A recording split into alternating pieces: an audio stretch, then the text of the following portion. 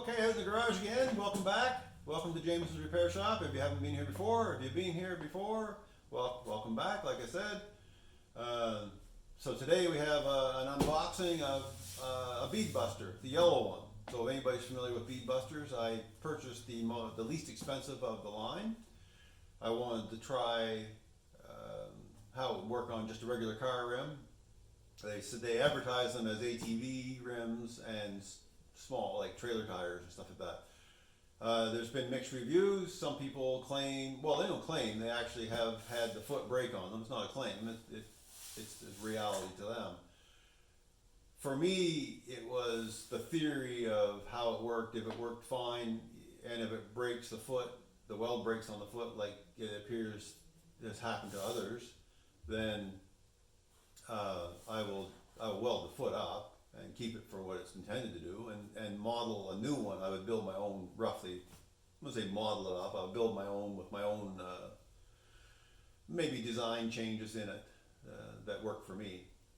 Anyway, so that's what we're doing. So we have in the box a yellow Bead Buster. So I'm going to bring you in a little closer and we'll open her up and see what's in it.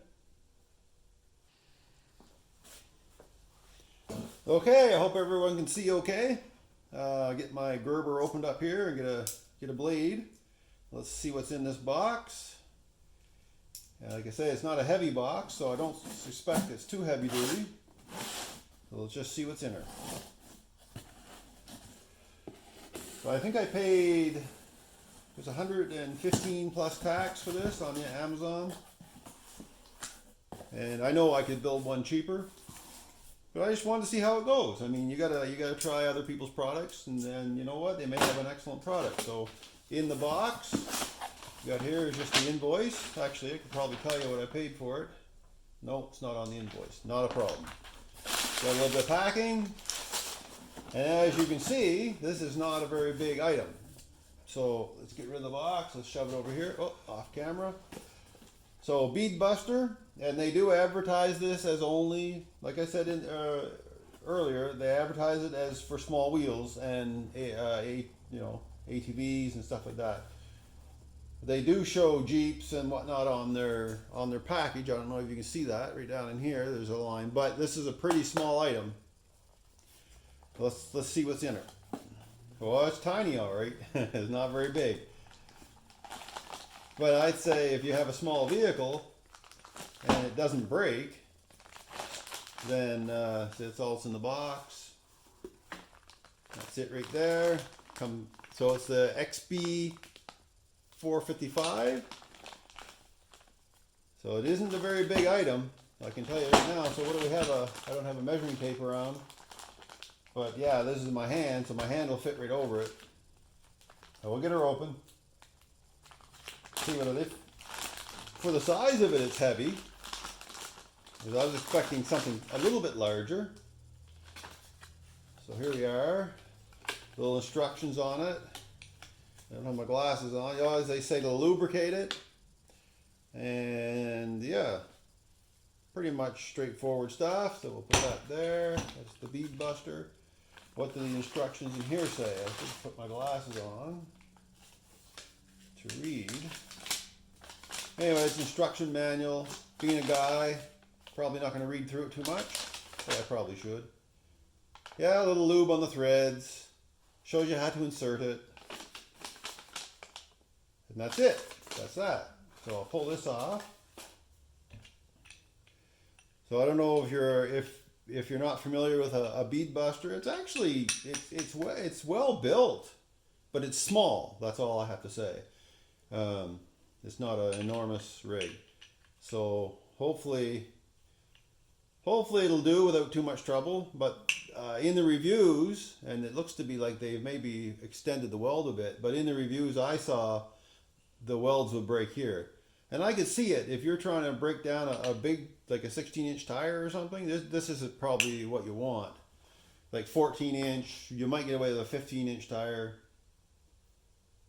But yeah, it's not enormous, but I would build one with like a 2-inch tube Yeah, you could build one, but this would be dandy for if you had just small wheels or you needed it for your ATV or something like that. I think it would work fine. That's pretty much it. And we'll have to give it a test. We'll test run it. This is it just goes in on the bead and this goes on the rim. And here's the foot. When the foot's cranked down, let's see if I can get that there. All right, so you can see how the foot pushes down, and these are very thin and small. So yeah, this is going to be a struggle for a larger rim, like a truck wheel or something. You won't work with this one. You would need the larger red one. But I'll give it a whirl, and like I say, I can build one if I have to. All right, that's the opening of the Bead Buster, and I'll get back to you when I have a wheel to work on.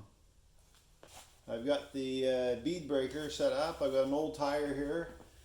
It's pretty darn old. It's a Road King Courier. No idea, never heard of it before. But anyway, it's a car tire. I've taken the valve core out because you want a movement on the tire. So let's make sure. I'm going to see if we're in frame here. Yeah, we are. So I'll put it on, and I'll just hand tighten this now for crank it down. So there it goes. So this is a 3/4 inch socket and ratchet. I'm just going to tighten up the bead breaker on the. I'll try to do it so you can see the bead breaker on the rim. All right, I guess I gotta help it in a bit. There it goes. I'm trying to give you a visual of this. Anyway, it slipped in there pretty good. This tire, I don't know, I think the code is like at 1989 maybe? I'm not sure. It's not a very new tire, it's pretty cracked up. So, I'll get it in so it's snug. I don't want it to pinch against the rim, otherwise you put a lot of stress on it. So it's come up tight. I'm just going to back it off a tiny bit. And let's see, I'm just going to use the ratchet because out in the field you may not have an impact wrench. Alright, let's see if this breaks the bead. Here we go. So far it's turning easy. I didn't even lube it. It had some grease on it from the factory. But it's turning easy. Not a lot of strain on it. So far, to me, it's working pretty darn good. Yeah, it's not hardly any effort at all to turn that. And it's taking the bead right down. Huh. There. I think that's as far as it goes. She's maxed out right there. But she's off now. Huh, look at that. Well, didn't hardly put any strain on. I don't know. I suppose if you clamped it on really tight there and put a lot of strain on these feet, it would probably cause problems. But I mean, that's what size of tire? That's a 14-inch tire, and it's off my old Thunderbird. I don't think that's a Thunderbird rim. This is the one that came off my Thunderbird parts car. But yeah, let's flip it over and do the other side, just so we have it done twice. Didn't damage anything. So I'll just crank this back in and I'll flip the tire over and we'll do the other side. I wanted to take this tire off anyway. I wanted to clean this rim up. Alright. Oh, dropped the valve core almost inside the tire. Great. Couldn't have gone anywhere else but down in the tire. Alright, let's flip her over and try it again. One more try at it. That tire's been on there a long time. Go like this. We're still in frame here. Yeah, so I'm just going to wind this back out so it fits over the tire. Just like so. You still see it? Yeah. Alright, now I'll crank this back in. Keep my arm out of the way so you can see. Alrighty.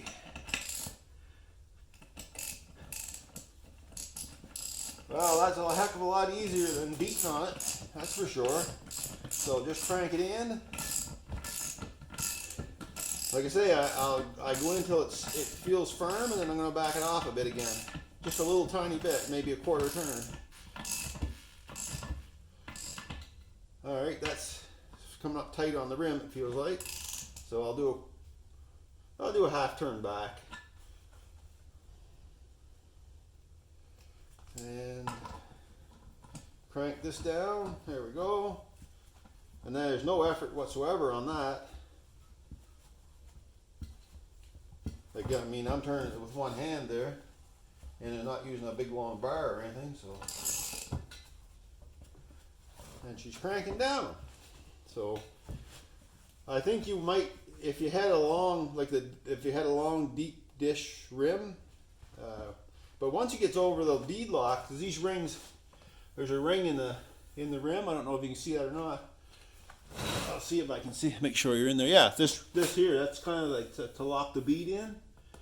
So the bead inside would slip up past that. So once you're past that, it should crank down. But it doesn't have a lot of depth. So might need a couple of pushes on that. See, this is the deep side of the rim. There it goes, look. So, yeah.